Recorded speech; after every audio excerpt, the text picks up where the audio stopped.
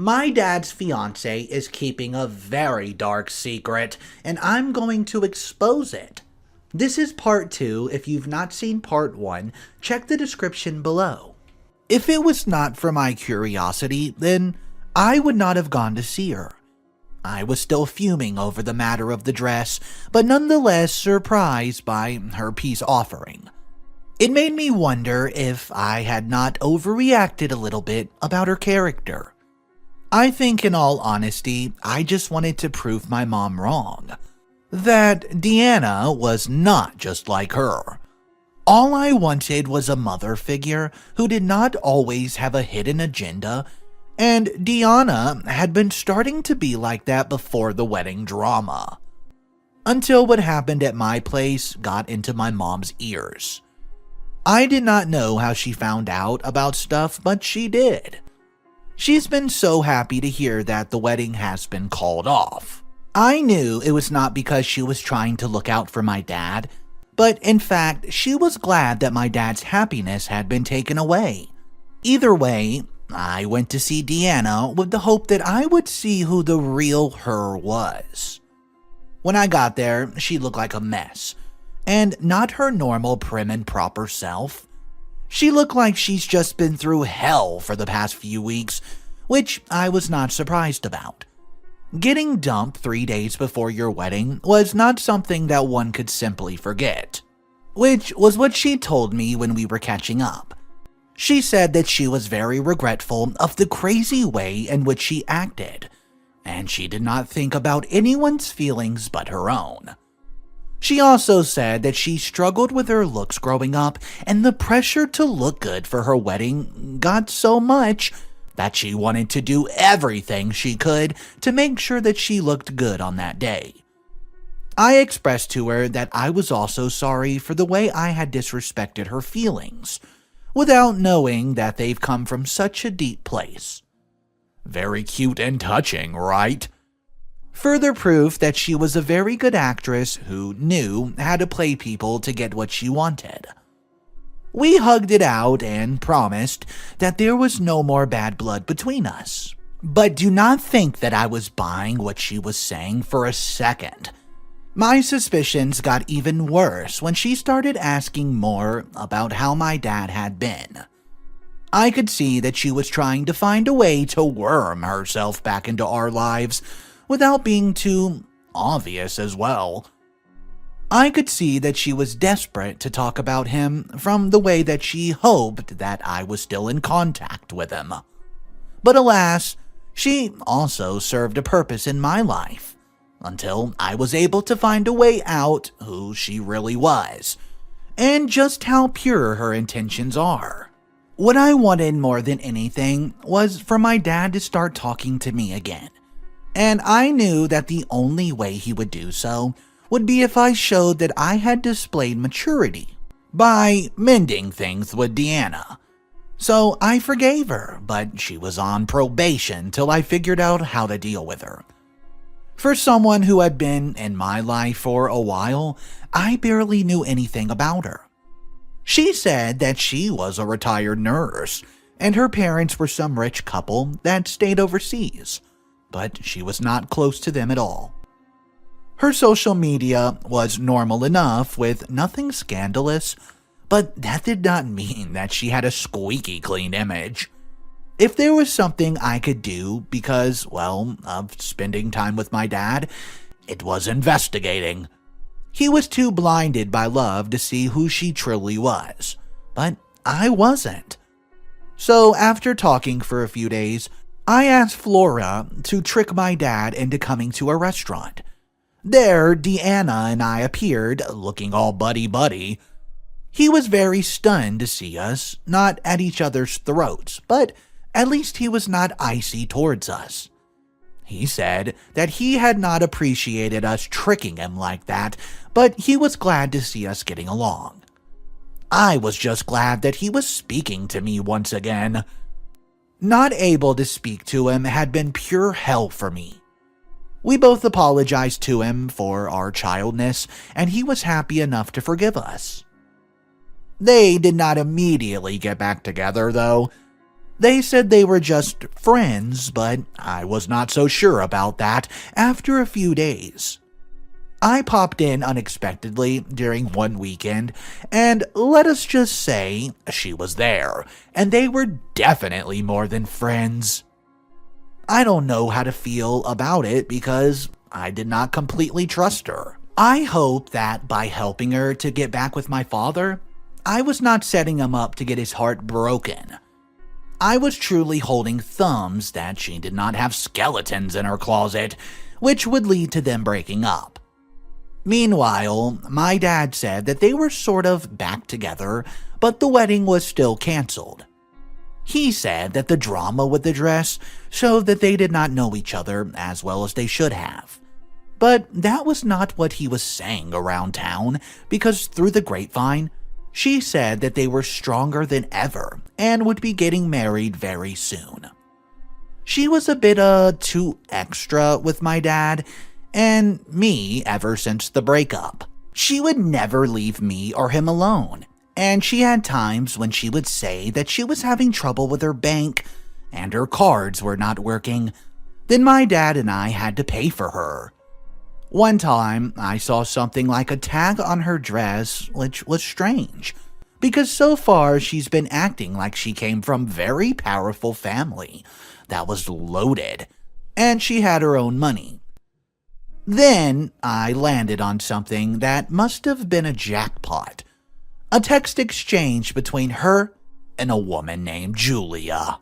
Julia was one of her distant friends from out of town who seemed like she had money as well. But it was a text exchange where they were arguing about Deanna not paying her money back. She also warned her that she could not keep on covering for her. But as I was trying to check the rest of the messages, she came into the room while I was holding her phone, and I had to pretend to be innocent. She was jumpy and asked if I was reading through her text messages, which of course I denied. But I had a lead. Julia knew something about her that I did not, and it was going to be enough to ruin her.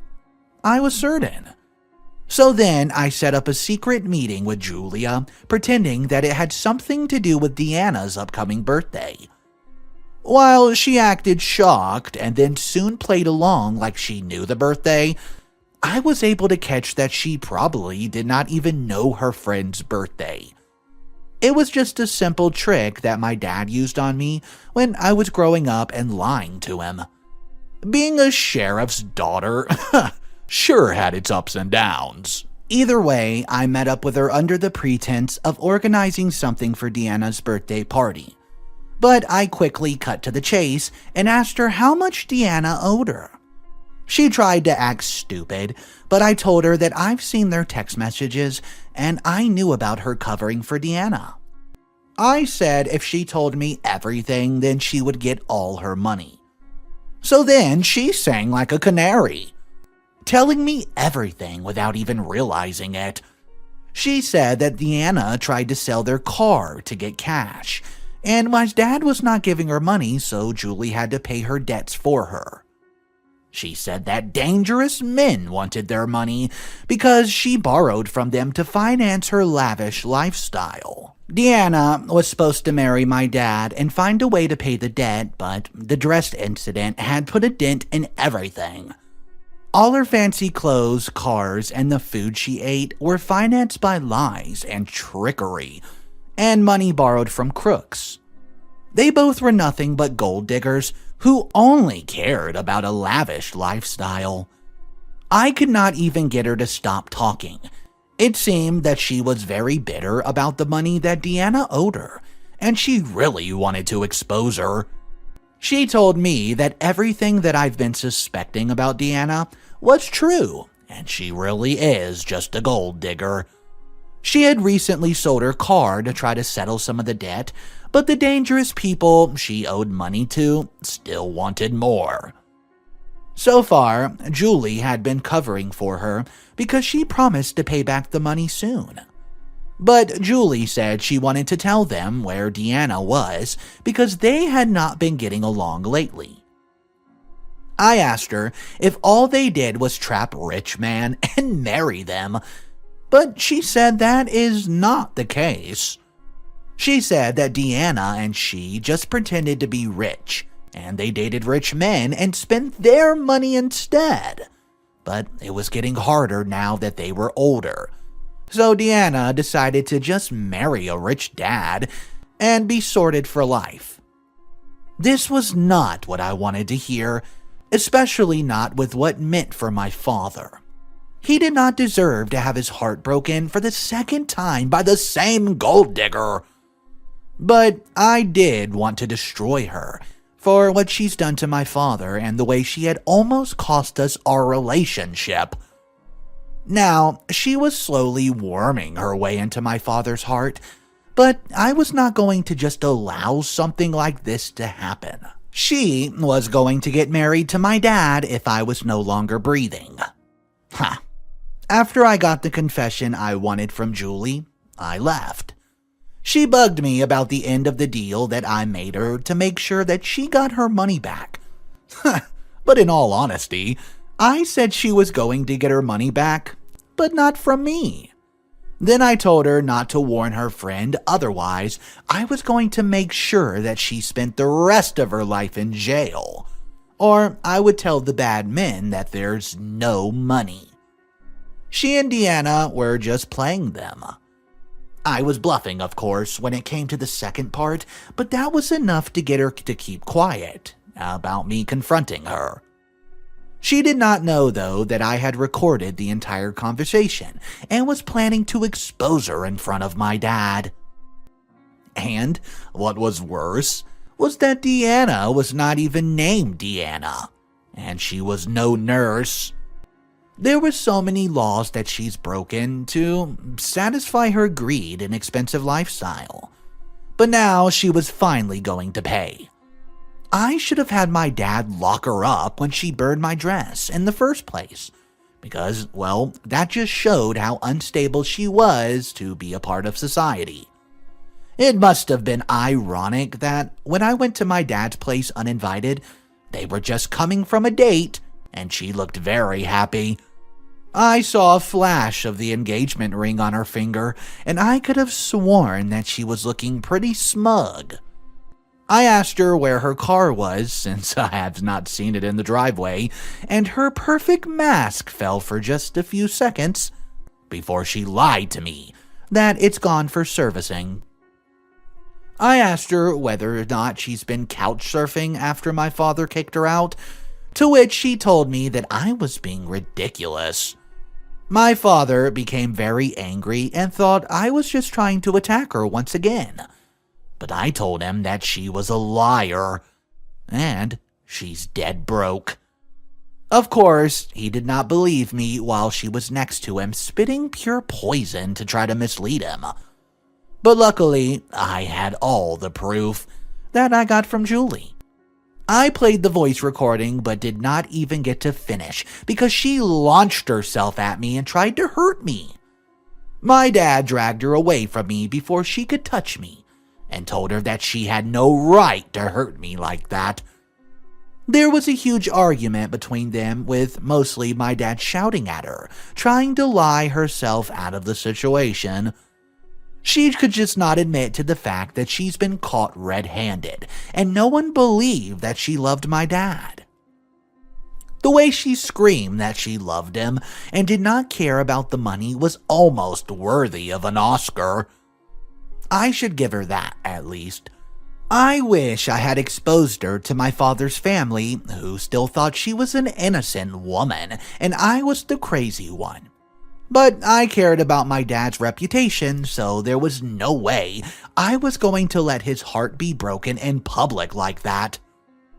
It broke me enough as I heard how he went from being angry to just plain hurt. Seeing that she was in deep trouble, that would probably land her in trouble with the law, that she tried to flee. But my dad caught her and told me to call the police. And I did it with pleasure, because finally that witch was out of our life. I did not care that she said that she genuinely cared about us, because her lies are too many to count. Before the police took her away, and my father as well, I removed the ring that I picked from her fingers and told her that was the last expensive thing she was ever going to hold in a long time. Afterwards, she was taken away by the police. My dad went with her as well, but he seems to sort of shut down. I was so worried that he was going to go back into that deep, dark place. I could barely sleep or even bring myself to go back home, so I waited for him to come back, which he did very late. He did not even speak to me, just grabbed a bottle of whiskey and went straight to his room. I just started to respect his privacy, but I knew he was hurting and it's not much that I could do. Julie was already gone by the time the police got there, but she had not gone far enough, and they were soon able to arrest her as well. The rest of Deanna's friends were under investigation as well because, well, they were suspected to be part of whatever scheme they were doing. From this point forward, I have to be careful with the information I reveal because my dad is close to the case and he's a sheriff. But all I can say is that he was able to use his influence and connections to deepen the investigation into her and get her into lots of trouble. The whole thing with the car, credit, her house, etc. was filled with so much fraud and lies that it astounded me. The amount of trouble that she was in and her real name are things that I cannot mention as they might jeopardize the amount of punishment she's getting. I tried to explain a bit of what went down, but I cannot say what her real punishment was to protect my father. But just know, it was very bad. My father does not want the information to be made public. Therefore, I will keep this secret, though I wish I could share what happened. But when I can talk about this aftermath of the storm, my father was very heartbroken and became so focused on work and trying to punish her that I feared he may never recover. But now, several weeks later, he's been able to recover even though his reputation suffered. But I made sure to support and encouragement as much as I could, because, well, I could not let him be destroyed by the same selfish woman all over again. He's doing loads better now that Deanna has gotten what she deserves. I'm just wondering if we're going to get another update on this. I could not believe the ending. I honestly thought Deanna was going to get away with it for a little bit. Let me know what you guys thought of that update. Drop your comments and thoughts down below. Thank you so much for tuning in today. It means so much for you to be here listening to these stories. I do it every day, so if you're into this, click that subscribe button. Now, we're going to turn our attention to the final story of the day. The title is, My Dad Told Me He Never Wanted a Daughter, and Now He Wants to Walk Me Down the Aisle. Guys, this one's pretty intense. Let's jump into it. I'm a 24-year-old female, and I have two brothers, 27 and 13. My parents got married at 18 and 23, and suffered loads of miscarriages throughout their marriage. I think the total is 11, but I'm not sure.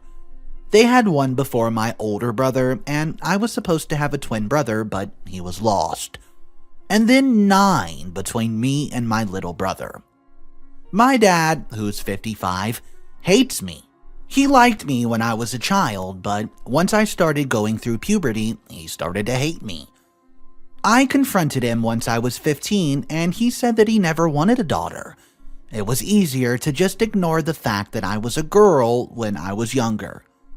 My mom, who's 50, pulled me aside later and told me that my dad's bisexual, and that he was always bullied for not being man enough by his relatives, so he thought having a daughter was an insult to his masculinity.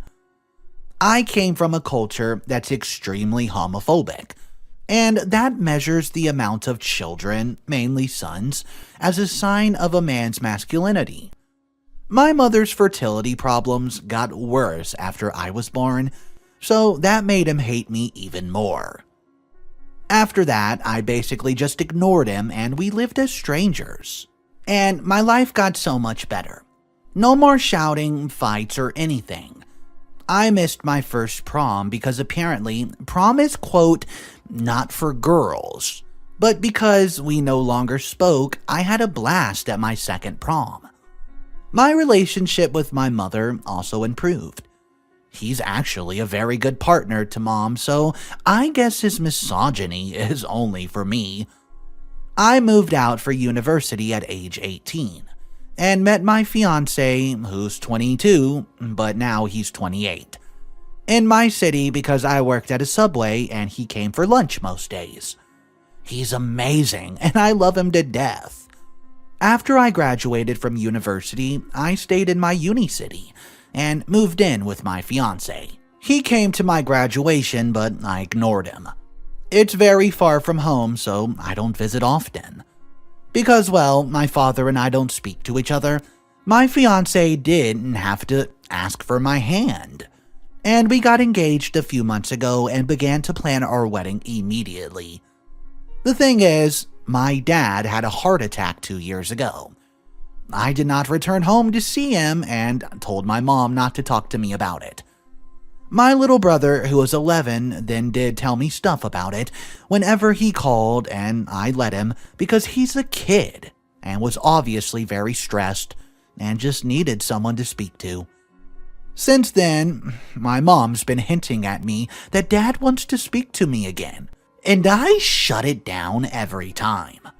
She told my dad that I was getting married.